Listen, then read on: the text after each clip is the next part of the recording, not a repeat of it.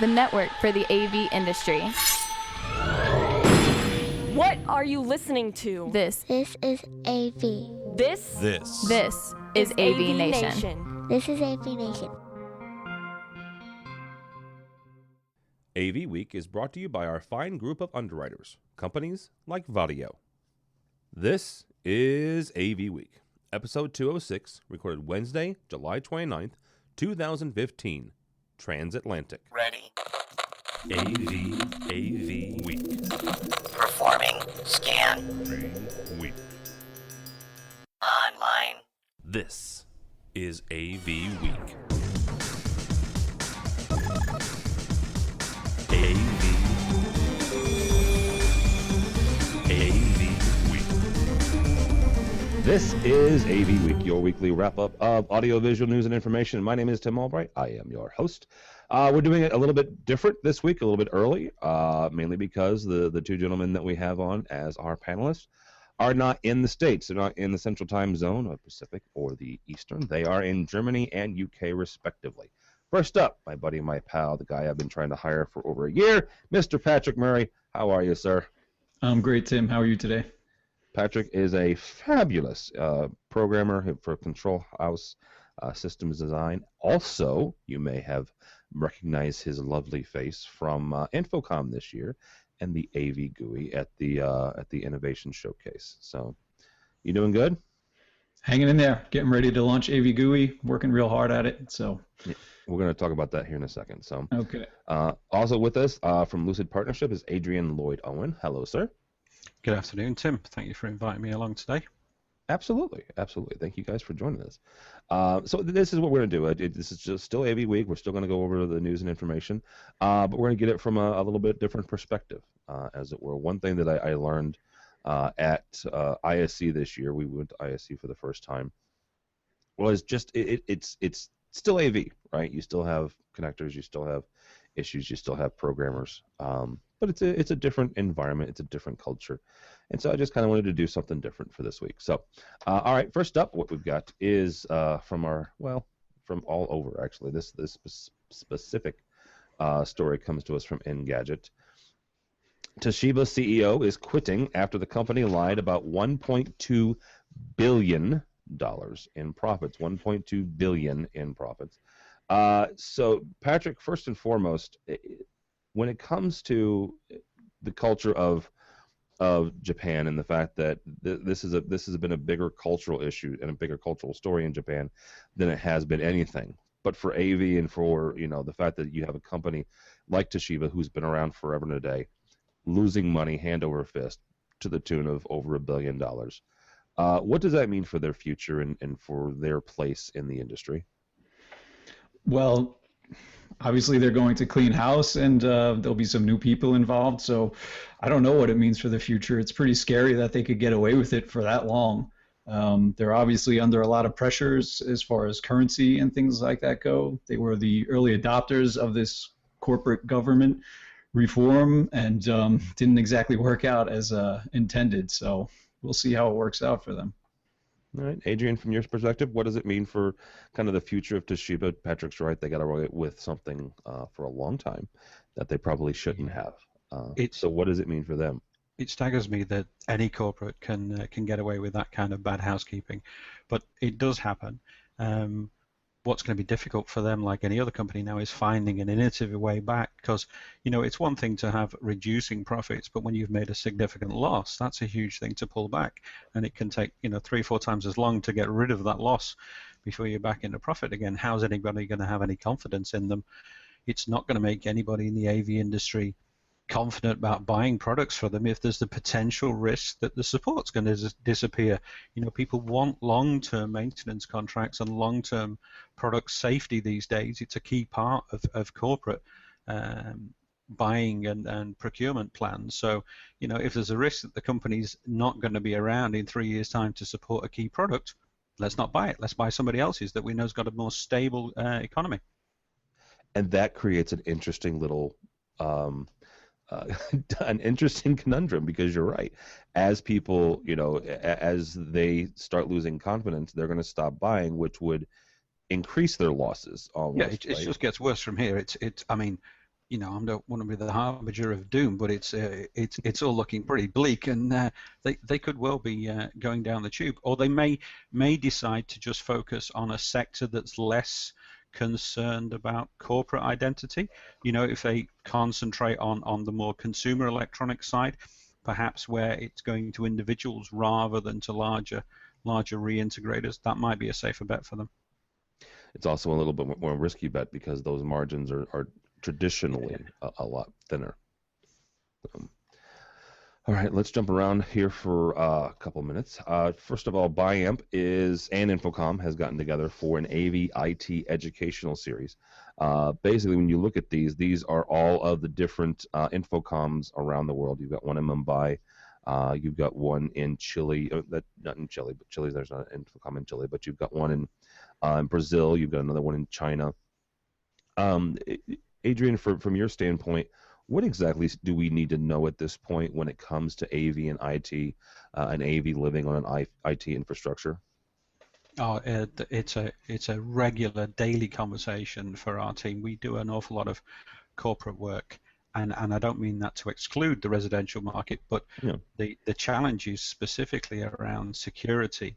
And I was giggling yesterday about the issue with the carjacking, but to come back to this, the AVIT integration is creating the requirement for lots more knowledge, for lots more understanding of what's going on, and you have to be able to have detailed conversations with very risk-adverse IT managers and department security officers who want to know everything about the stuff you're connecting.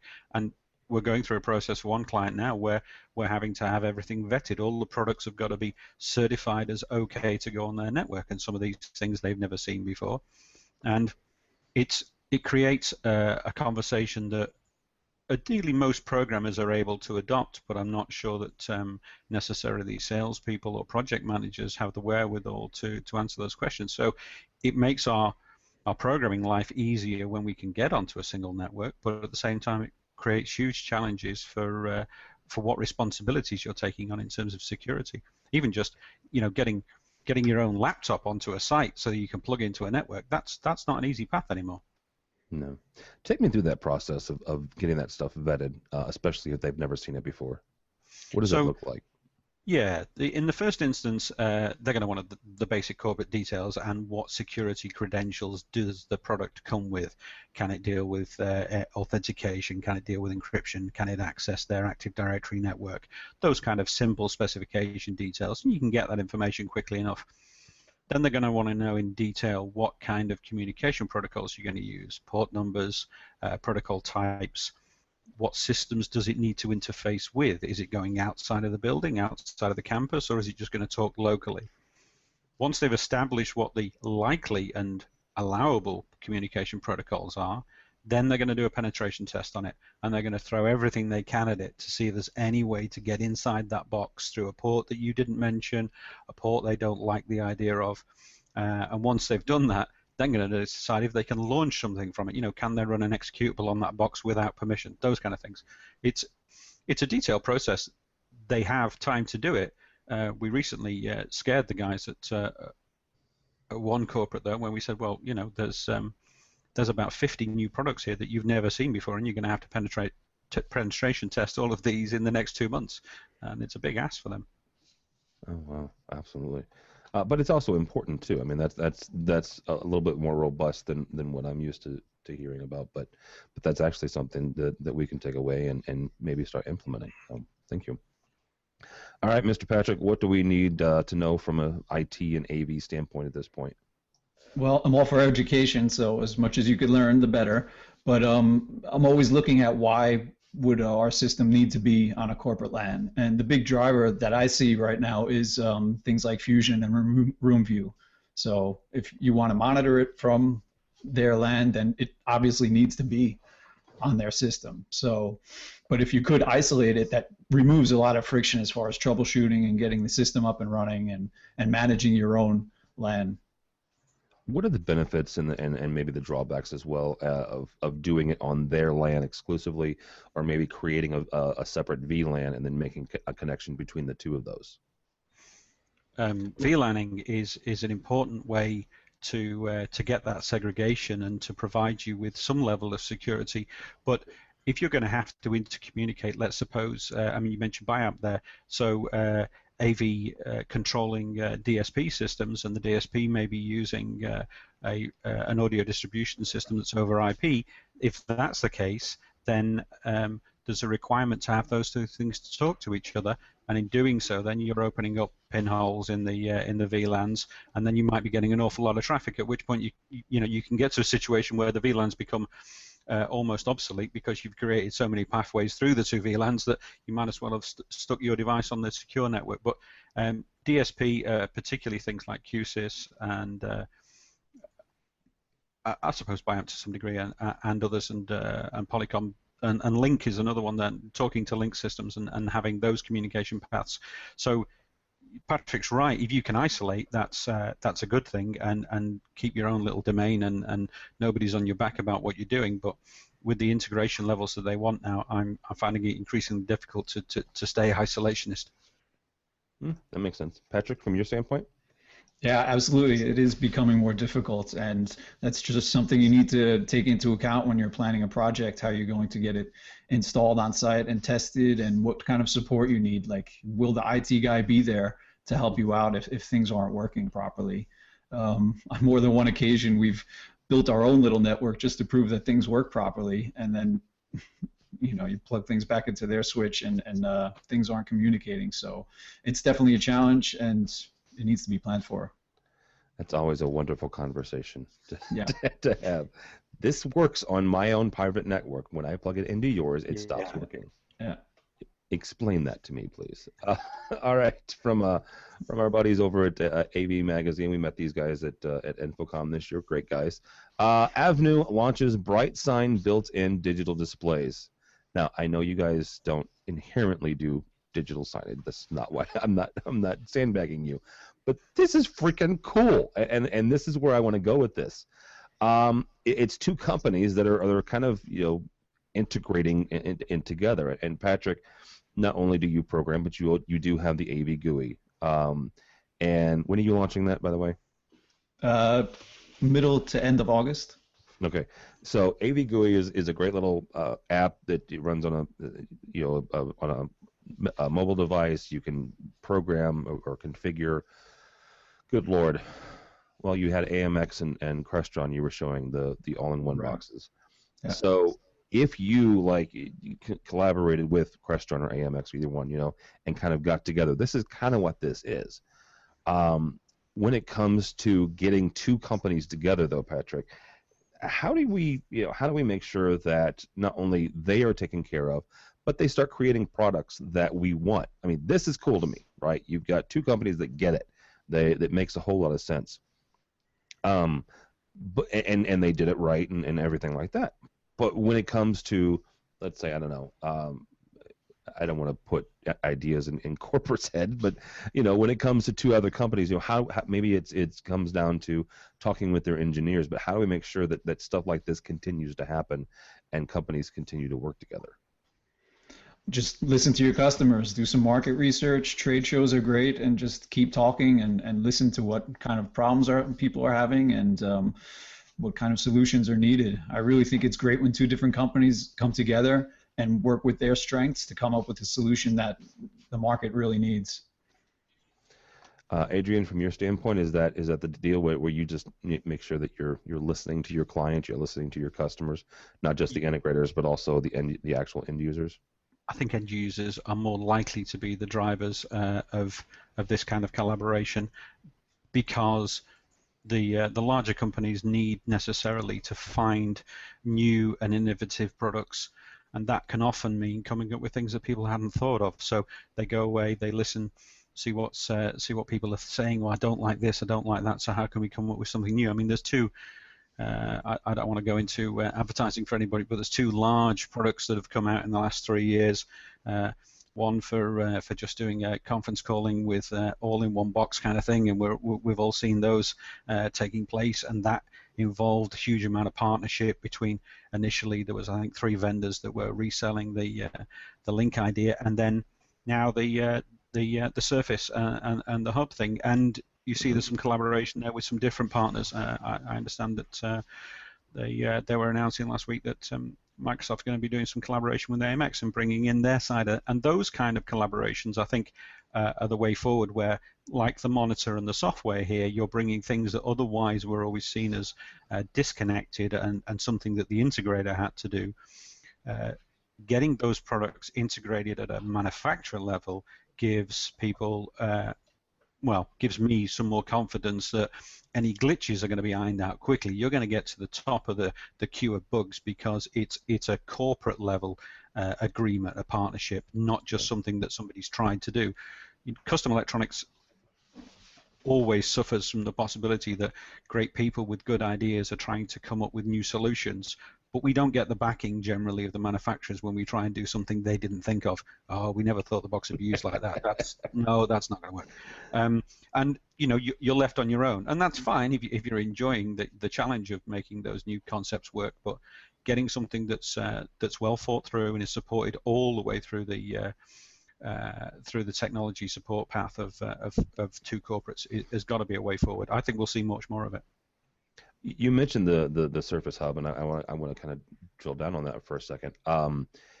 Does it take away from collaboration like that because you've got a company like Microsoft, who at InfoComm this year, Crestron made some hay about the fact that they had this integrated system and this integrated partnership with Microsoft, and they were showing it at their booth at InfoComm. And now Microsoft comes out and says, hey, we're also doing this with AMX.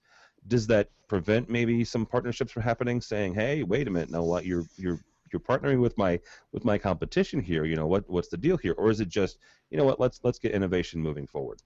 I think it's really about getting innovation moving forward, and I think that's very positive because there are different strategies and different expectations from those kind of competitors.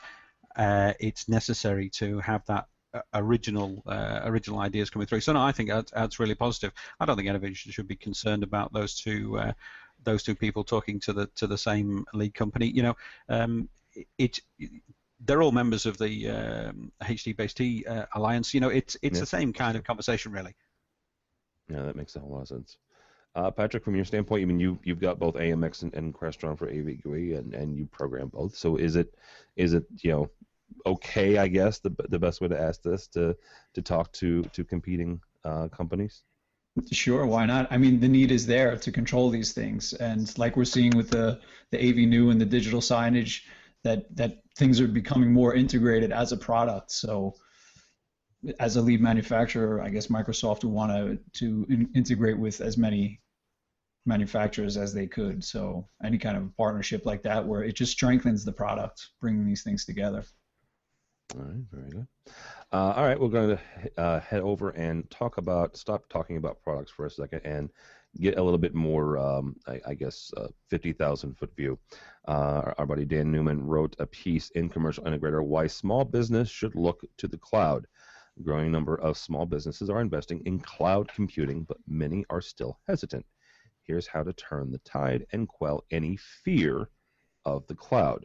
Patrick, I am obviously going to start with you on this one because not only are you a programmer, but the AVGUI is a cloud-based solution because you can save your presets and you can save your configuration to the website eventually once you have it loaded up. What are the drawbacks, I guess, or what are some of the fears that smaller companies may have when it comes to putting things on somebody else's server in the cloud? Well, I'm a bit paranoid myself, so I like to make a backup anyway. And even with the AVGUI stuff, we'll be pulling that down like every day or every week and making an offsite backup of it. So I think a little bit of paranoia is okay because if something happens, where's my stuff? That's the big fear. So if you make a hard backup, but there's a lot of convenience and efficiency to be able to distribute data between teams or to your customers by using the cloud. It's just there when you need it, which is a really cool thing. And I think the development opportunities are really amazing because the same tools that Microsoft and Amazon and all these big companies use, anybody could use them, and it doesn't cost anything to test with it. And once it starts costing money, that means you're doing a lot of cloud stuff, and you should have some kind of product that's turning a profit. So it's really incredible the opportunity that's out there to start developing with cloud services. Yeah, absolutely. Adrian, from your standpoint, what are some of the the drawbacks and or the benefits of using cloud computing? I've seen mostly benefits over the 10 years or so that I've been working as an independent programmer, having the ability to easily share live code and completed code with clients and with collaborators. You used to struggle. There was a time when we were concerned about how many whether we could fit all of our code onto a disk and send it to somebody. I'm showing my age now, but the ability to collaborate online and share things with a distributed team. You've been working with Patrick, I know a lot, and Patrick's some miles away from you. The ability for you guys to collaborate must be extremely useful. Similarly, we have a team that's distributed all over the UK in 4 locations, and you've got guys on site, and you collaborating live online is quite practical now. You can desktop share, or you can send up some files to the cloud and get them back down. I think it's also, from a business point of view, applications like drawing applications, documents, presentations, even accounting stuff. We use a huge amount of online software, and it's much more portable from our perspective. It's more cross-platform friendly, and it also it is cheaper to use. You can buy online software much cheaper than you can buy off-the-shelf software. Well, let's be honest here. I mean, we're using Google Hangouts, which is a cloud-based solution, right? It's a cloud-based VTC solution. Let's be honest, and it's free, and it records to YouTube, and it's all kinds of wonderful stuff. So there you go. The article said that a lot of people don't know that they're using the cloud when they're using it. And I think that's a perfect implementation. That's a great design when you're using something and you don't even know about it. Yeah, that's absolutely true. Yeah. Was it Microsoft 360? You can start, you can utilize different Microsoft Office products now, and it's all cloud-based. You can have a local copy of it, but you're going to have, the ability to share and collaborate. It's a wonderful, wonderful product. So, all right, let's get over to Infocom. Infocom is getting ready to do their 2015 AV vertical market study. The global end user perspective, who's buying the goods and services across the globe, what are the purchase decision criteria for end users, and how has convergence impacted end user investments in technology? Adrian, from the UK and from the areas that you cover, first question is the last one we asked. From a global perspective, how has convergence between IT and AV impacted who's making those decisions and what sort of decisions they're making? There's a definite change in who wants to make the decisions. So even if you take questions about Link or Surface, there are now IT people who are seeing the AV budget as something that they can leverage, and they're going, okay, now this is an IP product, it's primarily an IP product, so we're going to want to have a conversation with the manufacturers. I know there's a large number of IT specialists who are now coming over to ISE regularly because they see that as something that they can leverage to increase their skill set, or maybe just to increase their, I suppose, strengthen their foothold in the departments. IT people have historically had the biggest budgets for all the infrastructure equipment, and I think they're going to drive a lot of the purchasing now. So decisions are more leveraged by the IT people, or more than they used to be in the past anyway. Patrick, from your guys' standpoint, who's making these decisions now, and what are they making them about? Well, the IT guys are definitely getting more involved for obvious reasons. Things like Link definitely falls under their domain, but even the monitoring systems, it's like RoomView and Fusion, those are tools that they're kind of familiar with, and they'll be the ones who are working with them after the fact. So they really are even more interested in how the systems work because of that. Once you show this to them and it's going to run on a server and they understand that, and then they see the interface, it looks like a database because it is. And it's something that they're familiar with, which generates some interest, and it kind of opens the door to the conversation with the IT guys. Well, it actually kind of goes back to the cloud conversation we just had. I mean, both AMX has had their cloud RMS for a while, and now Crestron is getting into the same thing with Fusion in the cloud. So, you know, they all kind of part and parcel of the whole thing. So, all right. Go ahead. So I was just going to say, I've seen a couple of inquiries from large data support companies who want to bring the AV monitoring under what is already an IT monitoring service that they have, and I've had a couple of conversations with people about trying to bridge that gap. They see the AV support as a way of extending their market sector. Oh wow, okay, that makes sense. Our buddy Steve Greenblatt, who hosts A State of Control, has written a piece on AVNetwork.com. Let's see if I can bring it up here. Talking about technicians needing updating. He says that as our industry has transitioned into the era of digital video, network communications, and IP control, the skill set needed to test, troubleshoot, and commission AV systems successfully has evolved. So, Adrian, how do you keep your team up to date? I mean, we have moved from, you know, for years and years and years, it was, you know, 480i video for, you know, from from the early days of television all the way up through the end of the 90s, and then suddenly it's like, holy cow, you have 1080p, you know, 720, and then you have 1080i and 1080p, and now we've got 4K and the various flavors of 4K. So how do we keep them updated? Yeah, it's not easy.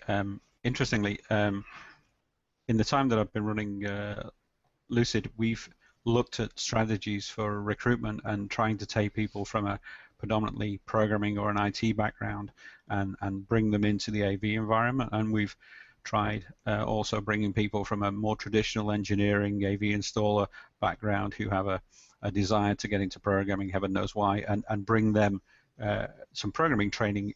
I've actually found it much more successful to take people with an AV understanding and teach them programming than the other way around. And I think that's still true now with the need to understand more about IT and digital communications. You've got to keep up regular training. There's no other way around it. But you can't be sure what information you're going to need. A comment I made earlier about being challenged by IT department managers about the protocols you're using or the communications you want to have and the security features. These are detailed understanding, or these conversations need detailed understanding, and it's not readily available. Masters level programmers get a good review this year. Crestron's Masters 2015 had some good information about security and what's available, but these things don't necessarily translate internationally either. I've suggested to some people that Crestron have got some great security declarations and certificates in the US, and they weren't quite so keen to take that at face value. They wanted to do their own research, as I say. So training, manufacturers, maybe they can provide more training, but it always tends to be a little bit specific about their product. I think Infocom can provide training tools for IT professionals, AV professionals, to understand where the crossover is, and I think that's something that Infocom has been doing well for a long time. But I think we need to change the syllabus on some of the more traditional courses and help people along. It is all just about regular training. You mentioned the fact that some of those security did not translate well from the U.S. to the UK. Why is that?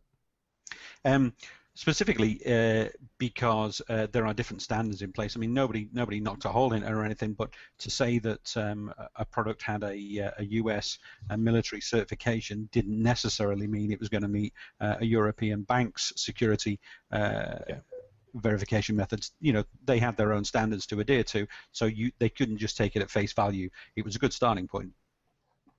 I'm wondering though, is if somebody like, you know, I don't know, IEEE or somebody like that could come up with one that we could all kind of agree on, because you do have multinational corporations that not just Crestron, but you've got Cisco and you've got other corporations that make products that they ship throughout the world, and knowing things like that would, I think, be helpful. And I don't know if it's Infocom, I don't know who it is, but having us all kind of come together and say, what, Barclays has this level of security, Bank of America has this, I mean, those companies, for example, those transatlantic companies are good examples where they clearly have to deal in different conversations, and they must have a standard set of rules, and maybe you're right, those more disconnected, more independent bodies would be better suited to provide the level of certification and guarantees that people are looking for. Yeah. All right, Patrick. How do you keep your guys trained and updated on what's going on in the world of AV? Like Adrian was saying, as a programmer, you don't stand a chance unless you know about IT. So it's just constant, reading, always trying to keep up on the latest thing. And every once in a while, you bump up against something that you don't know that you should, and that's the opportunity to learn about it. So the article was talking about technicians, and I started as a technician. And I was always curious about this stuff, and it seems kind of odd to me that an AV tech isn't curious about how this stuff works. But maybe two different job descriptions are needed. Like yesterday on A State of Control, Steve was talking about a field engineer. So maybe you have a field engineer and an installer, and maybe in some cases it'll be the same person. But there needs to be that training and the incentive and the tools. Do you have a laptop, right? Okay, let's take a step, because Patrick's right, and thank you for mentioning that. We talked about testing and troubleshooting when it comes to control systems on a State of Control, and that should be up today or tomorrow. Who is that? All right, I mean, that whole show kind of came about from a conversation Steve and I were having, because I'm an independent programmer. You guys are independent programmers. This almost could be a State of Control, oddly enough. We run into it, right, at Innovad, where you as the independent programmer, just because it says AMX on the box, that's suddenly our bailiwick, right? Regardless of whether it's a digital signage player or an Innova or an actual controller. But when we got into this conversation, Patrick, what is it? What is it that the programmer should be doing, and what is it that maybe a technician or field tech or who, whatever you want to call that person, that what is it that they should be doing? I mean, you mentioned the laptop. 10 years ago, you didn't have to have a laptop to do a lot of what folks do now. I think Bernard mentioned it on the show. Even with DSPs, right, with audio control, 15 years ago you had freaking knobs, and now there are no knobs. You look at a DSP, it's a beautiful blank plate. Nothing. You're doing nothing in that box without a laptop, right? But is that the programmer's problem, or is that the problem? But is that their job responsibility, or is that a technician's? To me, that falls under project management. So you get a job, and what are the steps to completion? Supposed to do that? No, he's not supposed to do it, but he's got to make a list of all the tasks, right? So what are the tasks? How do we get to completion? And then who's going to do it? And that needs to be communicated. If you're subbing out the GUI design or the programming, then that's on your task list too. Is there DSP programming? Who's going to update the firmware and set IP addresses? It's pretty easy to make a list and just assign those tasks to whoever's going to do it, but it needs to be thought about and planned for on a case-by-case basis. Some companies don't have the talent or the resources to do those things, and other companies do. Other companies have great techs who could do everything, and the programmer just shows up and tests his code. So you just need to account for these different situations and plan for it. All right, Adrian, from your company, who is supposed to be doing what? Like Patrick, I like to have a good conversation with the project manager and decide, divvy up the responsibilities early on. One of the things I've seen over the last maybe 2 to 3 years significantly is that AV integrators are struggling to find people with the right skill sets to fill those holes where there's a guy who can configure audio and he's great pair of ears and he can get all the wiring right, but he's maybe not so hot on the DSP side, so he needs some training. But which training course do they send him on? Does he go on the product A, product B, product C? And that's a lot of time out of their schedule. So what I think is filling the hole here in the UK, particularly, or at least in London, is independent DSP and control system programmers who are taking the responsibility on themselves to go to several manufacturers, get trained up, and then they can offer greater services to their, in the same way that independent programmers do, whether they're Crestron, AMX, Extron, whatever. It's the independents who are filling the techno or the skill set gap mostly at the moment. One of the other things that I've seen as an issue is, you rightly say, so few boxes now arrive with any control that doesn't require a laptop. And you go to the latter stages of any new building commissioning now, the heating guy's got a laptop, the lighting guy's got a laptop, the guy doing the security access entry system, he's got a laptop, and they're all standing around with laptops in their hand or looking for somewhere to purchase. And these are all computer operators. These roles are not site technician roles anymore as they were traditionally. They're all computer operator roles, and I have a concern that it's being overlooked by the project managers of sites, and they're saying, well, you can't have an office until we've finished building the place, so you're just going to have to carry a laptop. Well, that's not appropriate. If you're doing that level of commissioning, you need a workbench. You need somewhere to work. Anyway, it's just a little bugbear of mine. We're all computer operators now. If we choose to accept it or not, the reality is there, and we have to bear that in mind when we go to site. It's a prerequisite. Well, it is, and I actually didn't even think about it like that. But you're right. I mean, all of us. I mean, I'm trying to think of a trade, probably electricians, but even those, on some level, when you get to the level of putting in the electrical system, even those guys have laptops for different levels of stuff. So you're right. I know that I've programmed with my laptop on my literal lap before, so it's not good against the wall. Yeah, it's not good, but sit on the ground. Cable spool, something. No. All right, as we wrap up here, Adrian mentioned the Jeep hacked Jeep. Who to blame? This is from the EE Times. Actually, one thing real quick. This actually happened in my hometown. Really? When they physically did this in St. Louis. So it was kind of neat. It was all over the local news, and obviously it went into other places. You're saying they, Tim. I'm just assuming that. They, quote unquote. It had nothing to do with this. I really didn't. I wouldn't have the foggiest idea. So this brings up a question of security, obviously, and the piece in the EE Times is talking about who is responsible for this level of security. If you're not familiar with it, read the piece. But basically somebody put a cell phone in a Jeep and dialed it up and hacked into it and was able to control literally every part of the Jeep, including the steering and the acceleration, braking, as well as obviously the infotainment center. So. A little bit scary, a little bit interesting. Here's the problem, though, and you've got a level of security issue. Obviously, somebody breaks into your car and can take control of your car without you doing a darn thing.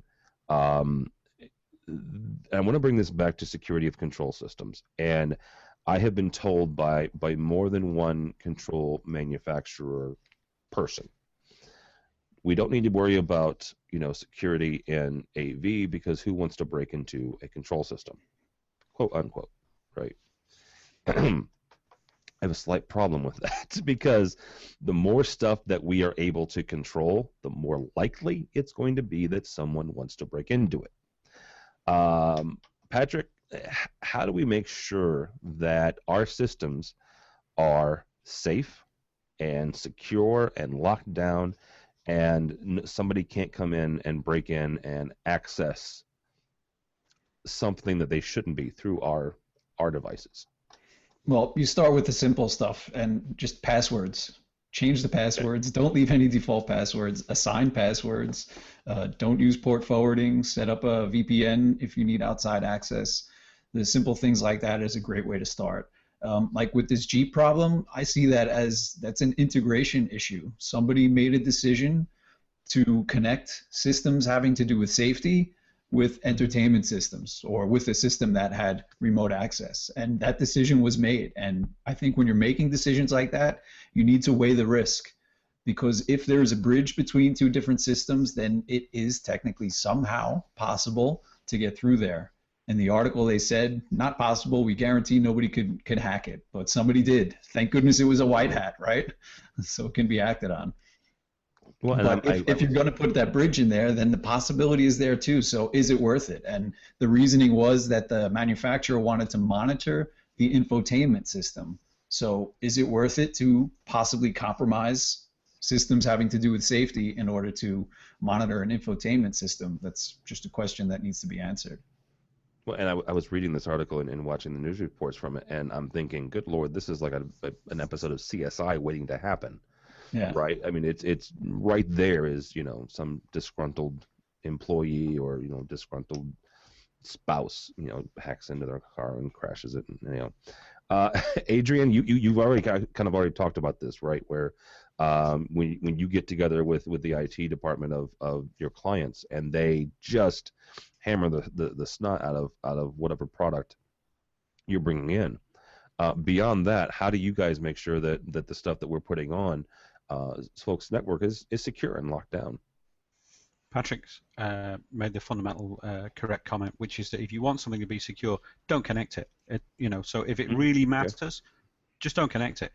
Secondly, if there's a reason to get information out, that's not the same as getting information in. And I think that's the issue with the car here, is the firewall should have stopped inbound connections. Outbound data, yeah, fine, but there was no reason to have inbound. The same is true with the integrated systems that we work with.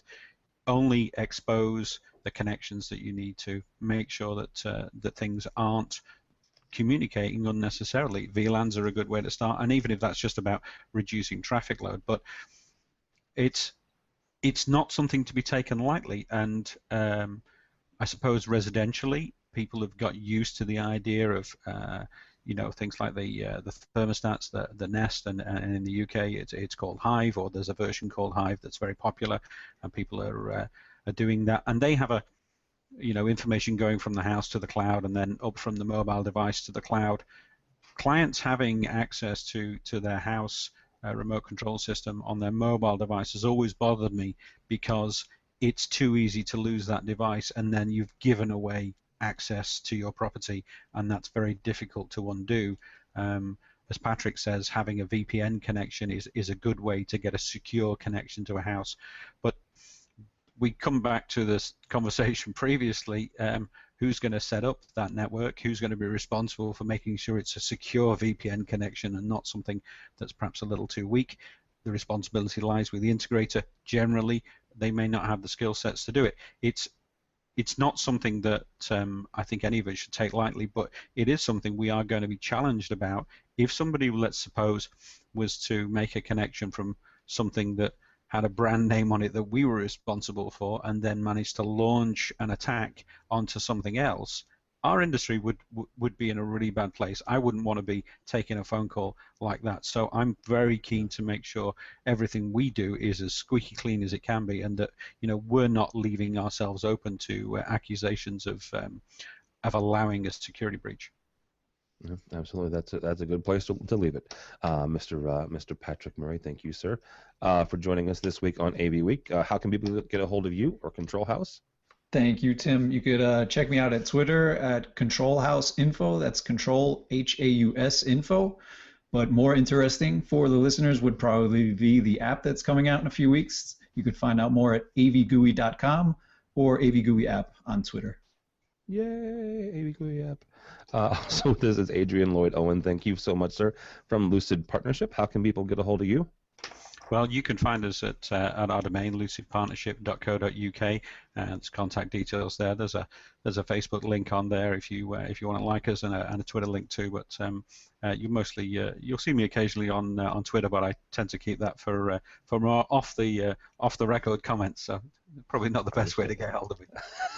Well, it would be good information and maybe entertaining. How about that? Oh, okay. Well, you can find me at drtechno_UK. There you go. All right. My name is Tim Albright. Don't follow me because at this point, it's just counting down the days till football, American football. Although I do in case my son's getting more into football, so we're following that as well. So, but go by the website if you would please, avnation.tv, avnation.tv. You'll find this program and a host of others. Patrick mentioned the new episode of State of Control that'll be out this week as well. We have a new Live Life coming down the pipe, and also a new Pico projector show coming up as well. Great new blogs and bloggers.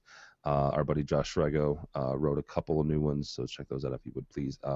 Also, check out our underwriter page and thank our nice underwriters who are basically they're giving us money so we can do stuff like this, and we can go to shows like ISE and Infocom and bring you that coverage. So check that out if you would please too. All right, AVNation.tv. AVNation.tv. Thanks so much for listening. Thanks so much for watching. This has been AV Week.